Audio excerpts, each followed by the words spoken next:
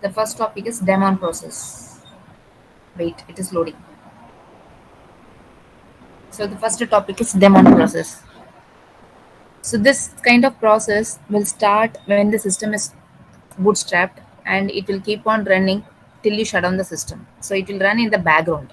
Okay, so the process which is not having any user interaction, that runs in the background. Okay, so when you are starting the system, when you are bootstrapping the system, it will automatically starts, and when you are shutdowning the system, then it closes.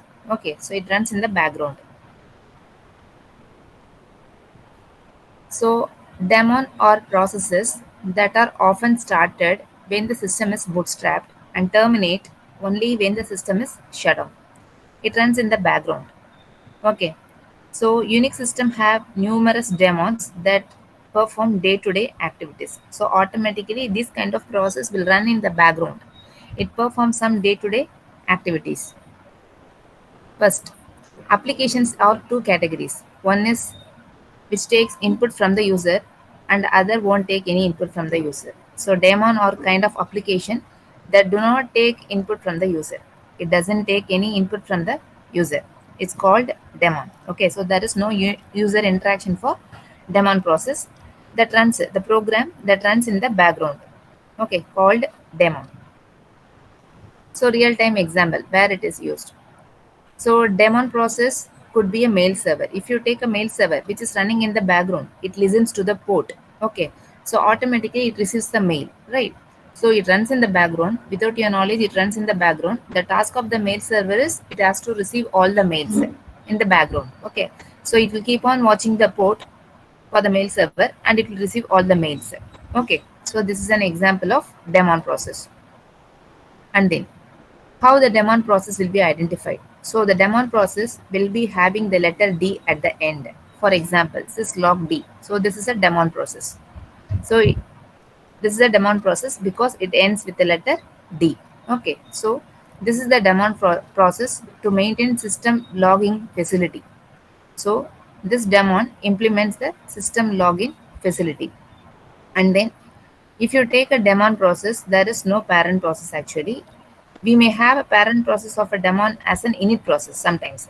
Okay, so parent process of a daemon is often but not always the init process.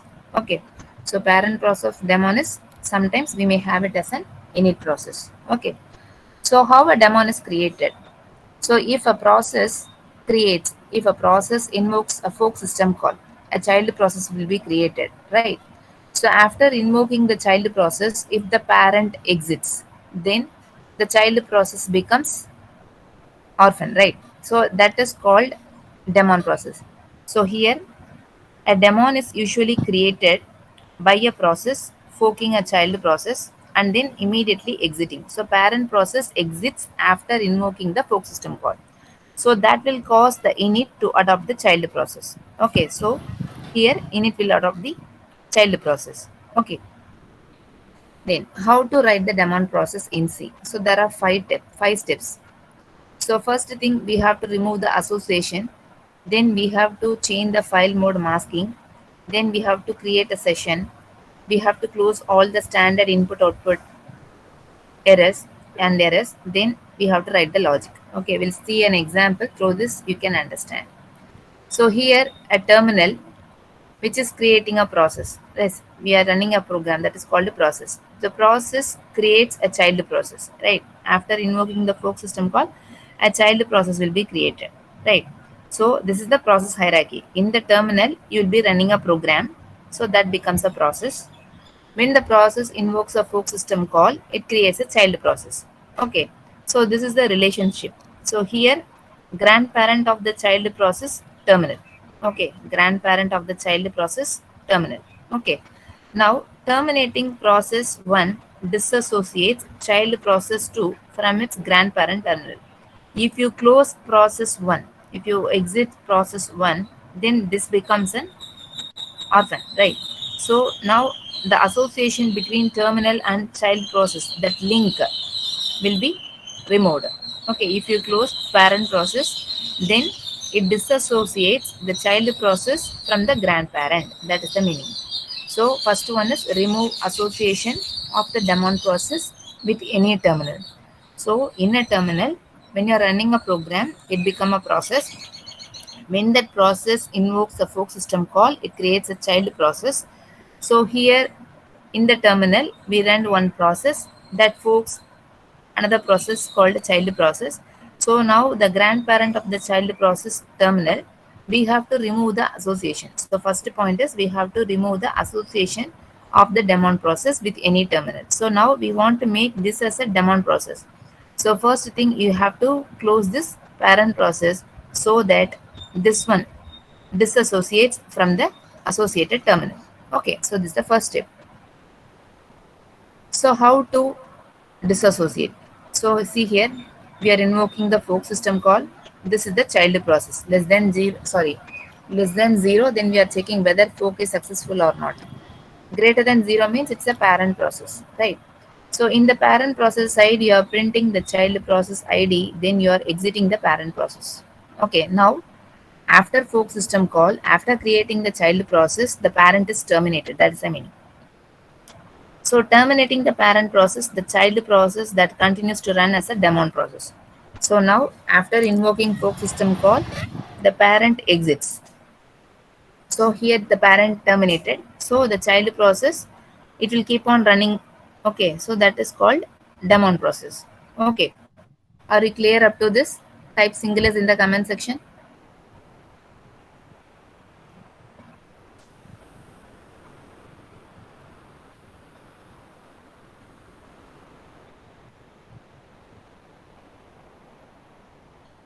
Okay, so next step, change the file mode maskings.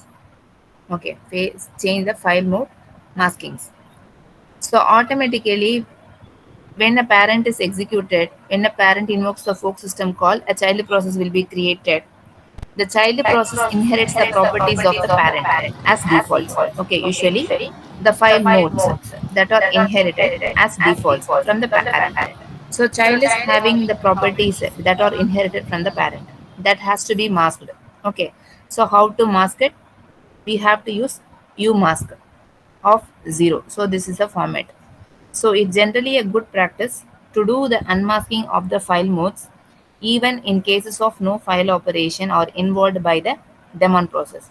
So usually in the second step you have to mask, you have to mask the file modes which is inherited as defaults from the parent process. Okay, so we have to apply this as the second step, umask of 0.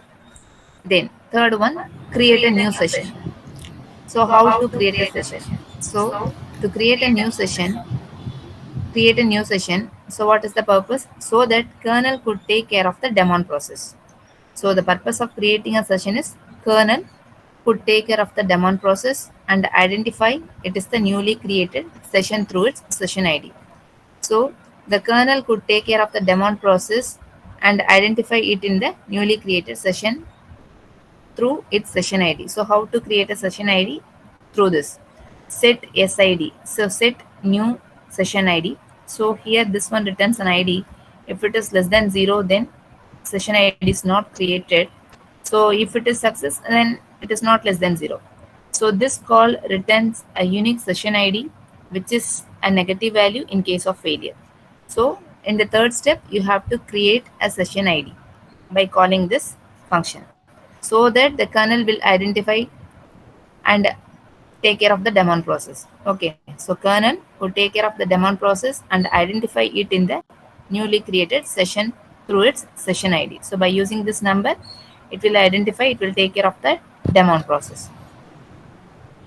Then the next step, close standard inputs, outputs, and errors. So usually the daemon process not having any user interaction, so no need to have the standard input connection with the standard input, standard output, and standard error. That is again standard display. That is display, right? So input is keyboard and then display. So as daemon process having no interaction with the keyboard and display, so just close all these things explicitly. So we have to close all standard in, standard out, and standard error. So all the three will be closed. See here, daemon process does not involve any user interaction. It is highly recommended to explicitly close the standard file descriptor. So we have to use all the sorry, we have to close all the standard file descriptors. Okay, explicitly you have to use these statements. Now, the third step, sorry, fifth step, write the process logic. So, what has to run in the background that you have to write.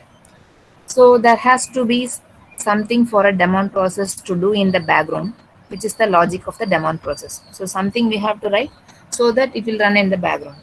So, the logic could be an infinite loop logic, that is which keeps running in the background until the system kernel terminates. So we can write as an indefinite loop. It will keep on running till the system closes, so till the system terminates. Or else it could be a logic, terminatory logic, which it does its task and exits silently. So the daemon process, you have to write a logic that runs in the background.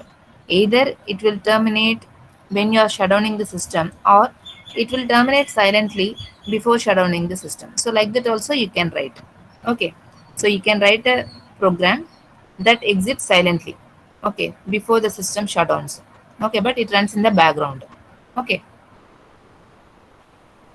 Then example. So here in this example, we are opening a file with append mode. Sorry, write append. Right. Write plus means you can also write. So it is open in write mode. You can also include the content. So what is the task here? If I less than 0, sleep 1, you are writing the value of I, then you are incrementing the I. So we are writing the value 1 to 10 to this file. That is the meaning. Okay, so here we are opening a file, namely my daemon file.txt in write mode. So here you are writing the number from 1 to 10. So here it opens a file in the current directory in write mode and writes out the value of I after every 1 second. This process continues till 10 seconds and terminates silently, closing the file.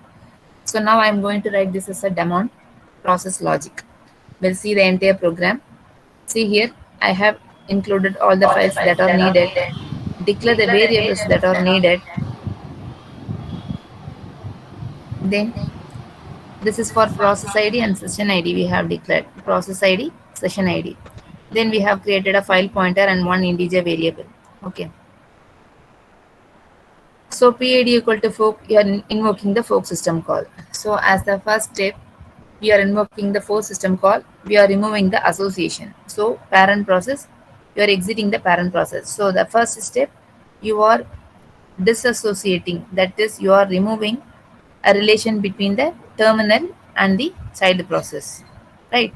By closing the parent, first step. And then second step, you have to unmask the file modes. So you mask of 0 that unmask the file mode that are inherited by the child from the parent. Okay. Then you are creating a session ID.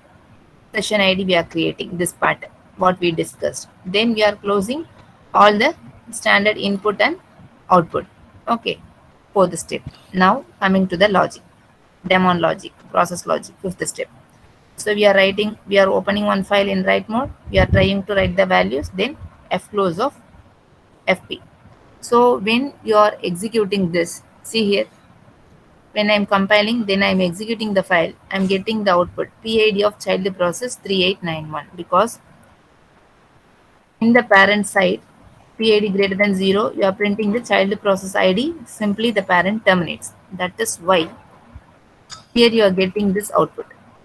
Otherwise, nothing will be printed in the monitor. So simply it prints this one, that's it. But see the output here. So after executing, my daemon file.txt is created in the background, which is having the value 0 to 9, that is I value. So it runs in the background automatically. It stores the value of I into the file. Automatically it closes after performing the task. So note the output is nothing. After 10 seconds, as the daemon process has terminated, do not forget to check the newly created file mydaemonfile.txt to see what daemon process did. So it runs in the background. The child process becomes a daemon. It runs in the background. Automatically it writes the value. It creates this file and writes the value of I into the file, and it ends its task. Okay. If you are clear up to this, Type double S in the comment section.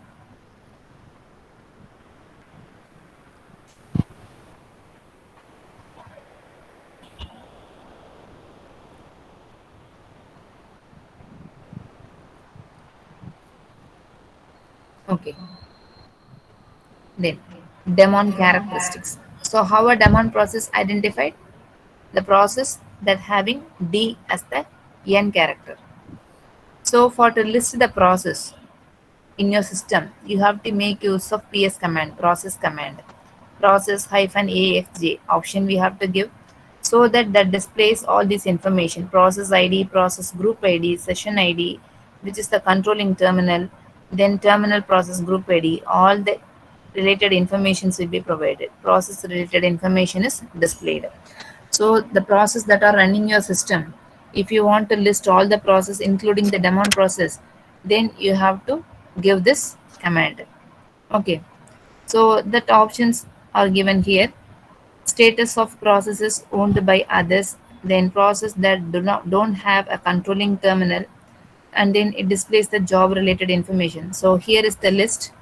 See here, what are the processes that are running in the system? When I execute this command, I'm getting this one.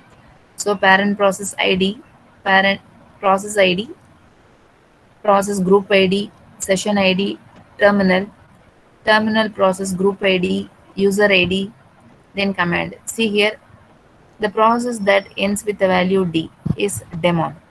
So these are nothing but the daemon process. Here there is no controlling terminal. See the TTY. If it is question mark means that the daemon process have no link with any terminal, right? So you will be having question mark. So the process that ends with the letter D is the daemon process, which is not having any association with the terminal. That is why you have a question mark here. Same thing, Qmore process, cron D, daemon process. Okay, this one also daemon process. So none of the daemon process has a controlling terminal. The terminal name is set to a question mark. That is why it is set to question mark. So daemon process have not having any controlling terminal. Then daemon characteristics. So here you will be having few more daemons. For example, K1TD. So anything with a parent process ID of 0 is usually the kernel process. So parent process ID is 0 means that it is a kernel process. Okay. Then kernel processes are special and generally exist for the entire lifetime of the system. So it will exist throughout the lifetime of the system, the kernel processes. Okay, so the parent process ID of the kernel process 0. And then this is few daemon process I have listed here. K1TD is the daemon for process context. Okay, and this is the daemon for advanced power management features, and this is the daemon for page out daemon, that is for virtual memory concept.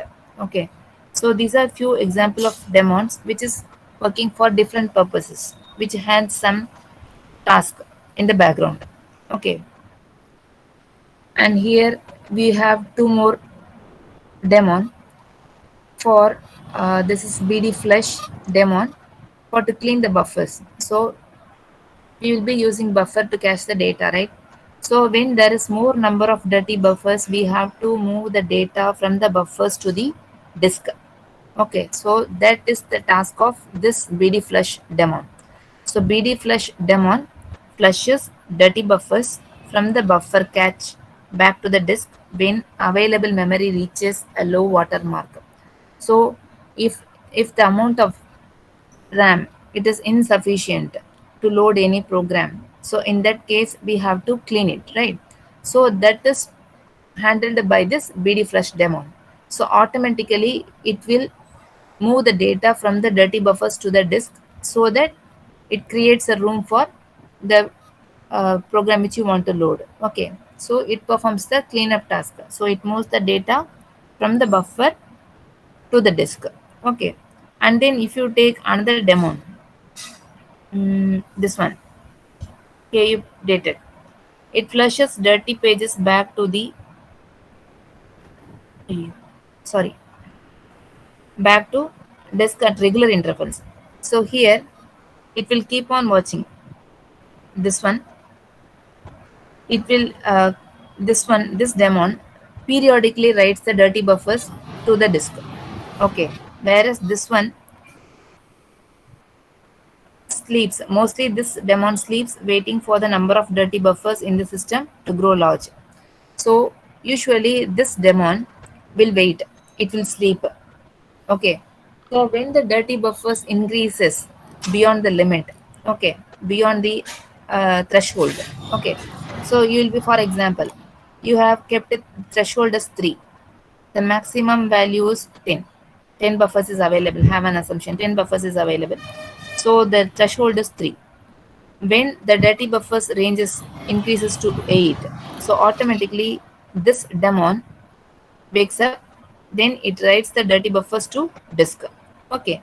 And then, but whereas this one, this kind of daemon, it will keep on writing the dirty buffer data periodically to the disk.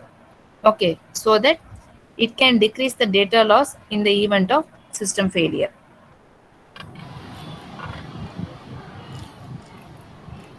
So here are the few more daemons discussed.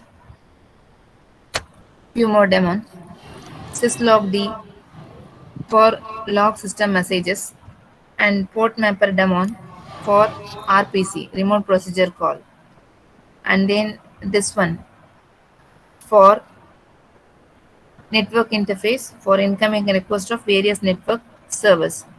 And this daemon for NFS, network file system. And this daemon for execute commands at specified dates and times. Then this one for print spooler. So here few daemons and its purpose is given here. Then if you have a file, if the daemon uses a log file, so how that file will be named? So that is called a convention. So how the file will be named? So suppose if cron d is a daemon which uses a file, okay, then how it will be named? So here along with the name of the daemon dot pad it is identified. So crown d dot pad. So this is the naming method. Okay. So here if the daemon uses a log file, the file usually stored in this path. Okay. But how it is identified? Daemon dot pad. Similarly, if you take syslog d daemon, it uses a configuration file. How it is named? It is stored in this path. Name of the daemon dot conf. So this means configuration file is used by this daemon process. Okay.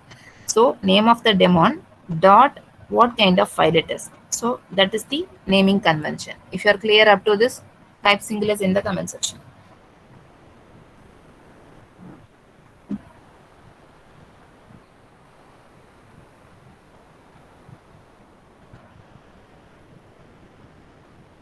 Have you received notes for the fourth unit?